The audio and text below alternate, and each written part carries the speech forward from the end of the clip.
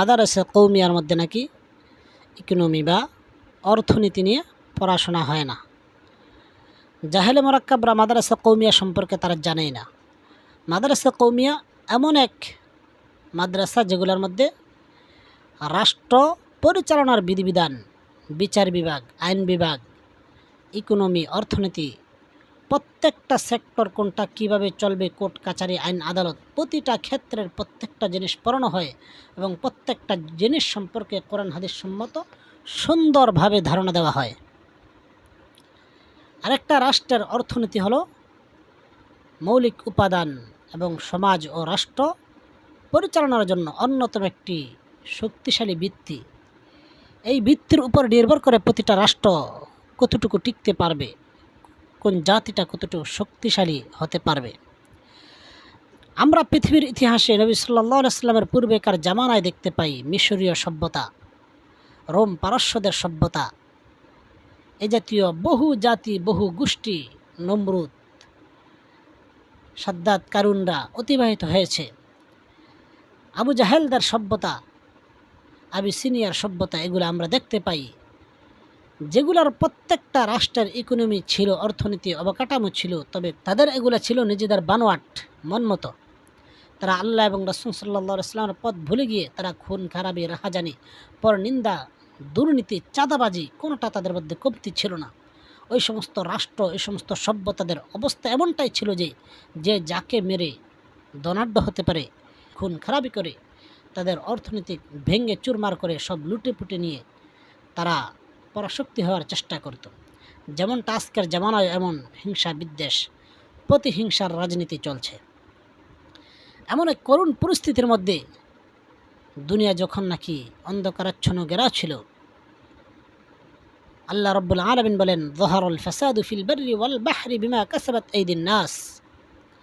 জলে স্থলে তোমাদের কৃতকর্মের ফলে বিপর্যয় ছড়িয়ে পড়েছে। এতটা বিপর্যয় যে গোটা দুনিয়া অন্ধকারের কালো সামিয়ানার মধ্যে গ্রাস হয়ে গিয়েছিল। এমন এক সময় নবী সাল্লাল্লাহু আলাইহি সাল্লাম তিনি জন্মগ্রহণ করলেন আইয়ামে জাহিলিয়াত, যেটাকে আমরা জানি। এমন কোনো অপকর্ম ছিল না বাকি যেটা নাকি সে সময় ছিল না। নারীদের হেনস্থ, নারীদেরকে জীবন্ত ফুতে ফেলা, নারীদেরকে জীবন্তভাবে তাদের পেট কেটে বাচ্চা দেখা এবং নারীদেরকে পণ্যরূপে ভোগ বিলাস করা, মানুষের হক নষ্ট করে, এতিমদের হক মেরে দেওয়া, সমাজ ছিল খুবই জর্জরিত। এমন এক সময় রাসূল সাল্লাল্লাহু আলাইহি ওয়াসাল্লাম দুনিয়ার মধ্যে আসলেন। তিনি গারে হেরার মধ্যে ধ্যানমগ্ন থাকতেন। তিনি তো 40 বছর পর্যন্ত মক্কার সেই জাহিলিয়াত প্রত্যক্ষ করলেন। এই রাষ্ট্র, এই ব্যবস্থা, মানুষের এই পরিস্থিতি কিভাবে শুধরানো যায়, কিভাবে কি হবে, এই যদি হয় হাল হাকিকত, তাহলে কি অবস্থা হবে। তিনি সেই ধ্যানমগ্ন থেকে তিনি চিন্তা করছেন কিভাবে এই জাতিকে সঠিক পথে আনা যায়। সেই ধ্যানমগ্ন থেকে তিনি যখন নাকি নবুয়তের আলোকময় রশ্মি তার নিকট আসলো, তিনি সেই নবুয়তের ওহীকে যখন নাকি মানুষের ধারে ধারে পৌঁছানোর চেষ্টা করলেন যে, হে মানুষ, তোমরা এই অসভ্য জামানা থেকে ফিরে আসো, সভ্যতার মধ্যে তোমরা পা বাড়াও, তোমরা যে খুন খারাপি, হিংসা বিদ্বেষ, দুর্নীতিগ্রস্ত সমাজকে মুক্ত করার জন্য তিনি আপ্রাণ চেষ্টা করলেন। কিন্তু মানুষ তার তো বিরোধিতা শুধু করেই ক্ষান্ত হন নাই, এমন কোনো নির্যাতন নিপীড়ন ছিল না যেটা তার বিরুদ্ধে করা হয়নি। এমন কঠিন অত্যাচার করা হয়েছে ইতিহাসের মধ্যে বর্বর হিসেবে রচিত।